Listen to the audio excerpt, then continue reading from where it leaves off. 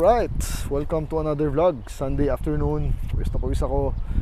So this time, balikan natin si 124. You know, from the last video, as you have seen, na final liha na natin siya at saka na buffing. Wala pang wax pero rubbing pa lang, buffing. So finally, lumabas na yung kintab niya, no? For this video, dahil finally kumintab na siya at Mercedes-Benz na siya, bigyan natin ang isang malupit na montage. Cause I don't give a fuck what you say. Yeah, I'ma do shit my way. So you can go kick rocks, I'ma stack bricks up, build what I want to make.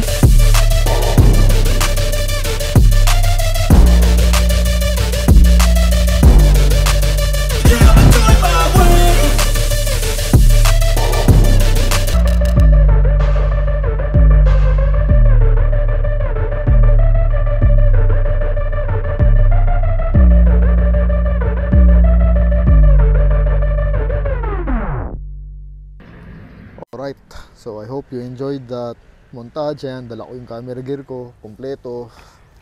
This car deserves a montage. Kasi nga finally, you know, hello, mirror finish, hello. Nakikita nyo na ako sa reflection, makintab na si 124. Yung matagal ko nang gustong gawin talaga para magmukhang Benz, no? So finally, we did it. April, first week ng April. So a little back of history dito sa kotseng to. Kami lang ni Charlie nagpintura, DIY. Take note, si Charlie hindi marunong magpintura, hindi yan pintor. So he told me he wanted to learn how to paint a car. So I said yes, and ito naging resulta. Pinaglaruan namin to.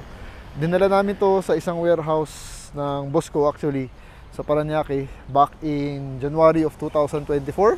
Tapos nakuha namin siya ulit ng August of 2024 last year. So ganun katagal, kasi nga ang oras namin ni Charlie is only once a week.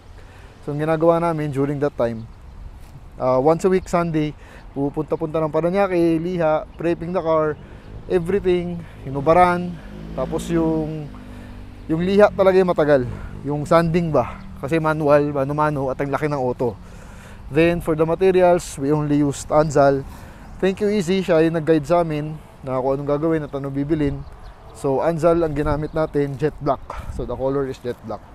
But now, ayan na, mirror finish na siya. Pwede nang manalamin, pwede nang dalhin, hindi na nakakaya, no? Finally. So ganun katagal ang inabot ng proseso, kasi nga we don't have the time at we're learning along the way. So DIY lang. Pero I've realized na sana pinagawa ko na lang sa iba, sa paint job talaga, paint sa mga paint shop talaga, para mas mabilis matapos, no? Kasi na-realize ko kung nagpindanala ko na lang sa shop na totoo, natapos na agad, in 2 weeks makukuha mo na, or at most 3 weeks. Yung gastos halos ganoon din naman. Depende sa shop kung saan mo dadalhin, at depende sa materials kung anong gagamitin. Pero pag Anzal lang naman, more or less mga 40,000 lang yan.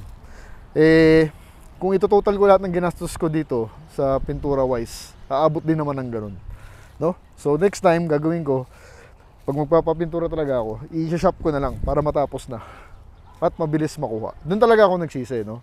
So anyway, here's the car for you. Kompleto na ulit ang kulay niya. So this will be a short video.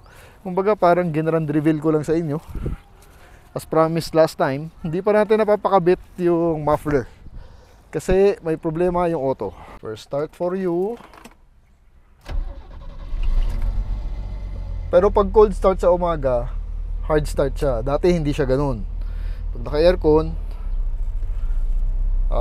pumapalya yan. So, di dapat. Dahil nasa gawa niya i-drive, kumpalyado. Tapos namamatayan ako dahil bumababa yung temperature pag umiinit, no? So anyway, let's head to Shell. Dahil wala na naman gas, pagasan ko lang para kung ita-troubleshoot namin ni Charlie, may gas siya. Okay, and may driving shots din kayo. Andito tayo sa Green Meadows, Giraffe Avenue, lapit na sa village. Ganda mag-shoot dito. Alright. Pag-rekta, okay naman. So far hindi pa siya masyadong palyado ngayon, pero pag uminit pa lalo yung makina, yun, nagpapalya na siya. So, pero pag naka-aircon, definitely ang baba ng idling. Hirap siya saluhin. No? Malamig naman yung aircon. So, kailangan nalalayan mo lang talaga yung minor niya. Ayan. Tingnan nyo. Kung neutral, ayan, baba niyan. Tapos kadalasan, hindi niya masalo. No? So, bad trip. Ay, nako. Anyway, laban lang. So, di tayo susuko. Dami nagkasabi, buti di ako nabibwisit. Buisit na po ako. Yun ang totoo nun. Buisit na ako dahil lagi na lang namin ginagawa ni Charlie. So, basta hindi ko lang pwede sukuan. Kasi sayang naman yung auto. Alam ko naman masarap siya i-drive pag naayos, no? So, nagpapabibi lang yan. Okay. Actually ngayon, medyo okay siya. Hindi siya tunog bangka. At hindi pa masyadong palyado. Pero kahapon kasi, umaga namin ginamit, tapos na-traffic kami. Umulan pa. Tapos sinutid ko sa Mega Mall, si Mrs. Yan. Palyado siya kahapon. Yung pauwi na, biglang pumalya. So, sana injectors lang, para madali. Meron naman tayong mabibilan nun. Medyo mahal lang. Parang alam compression ng 2,000 ang isa. Parang gano'n. Eh, 6 yan. Dahil this is an inline 6. So, ayan, buhay bits. Ganun talaga, it's a 40-year-old car, 1985. Kailangan talaga nating i-maintain. So bagay, wala pa naman kami ginagawa masyado sa makina ni Charlie dito, no? Okay. May bench sa likod na motor. Shell, 600. Ayan, may araw. Para makita nyo na makintab na siya. 600 lang. So ngayon actually okay siya, hindi palyado.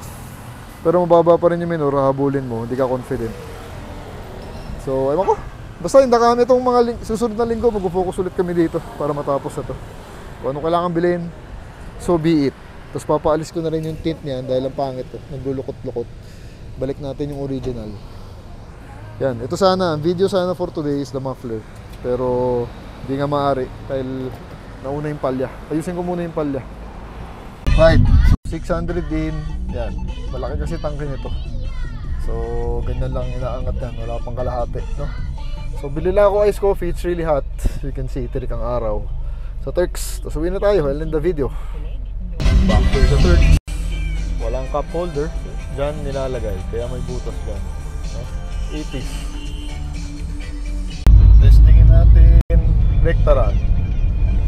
Ganda ng benzo. Yan, gusto ko yan. Pogi. Rectaran sa Corinthians. Actually, hindi siya palyado ngayon. Mababa lang talaga yung minor. Namatayan na nga ako nung isa eh. Nung pag-alis ko ng Turks eh. So, we need to adjust that idle. Bumili na ako ng idle control valve actually. Yung China lang, mas mura kasi nasa 1.6 lang yun online. Kung bibili ka ng brand new, yung mga Bosch, nasa 5,000 ata. Medyo mahal. So, try ko muna yung China. Baka naman kasi maayos na yun. Kung hindi, let's go for the expensive one. Third gear. Yeah, quite sluggish. Pero di naman palyado, hindi naman tunog bangka. Sa ngayon, hindi ko alam. Minsan tunog bangka. Fifth gear.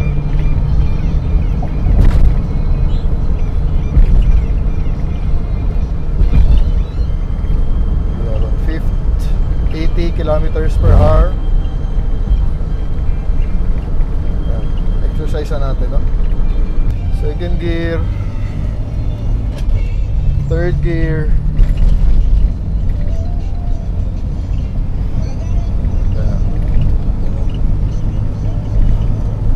Fourth gear. Fifth gear. Okay naman so far. Lamig aircon. Pag umaandar malamig, pag uminto umiinit, no? Stable ang steering. Alright. See you home. Alright. So, back here at home. That's the update of the 124 for you.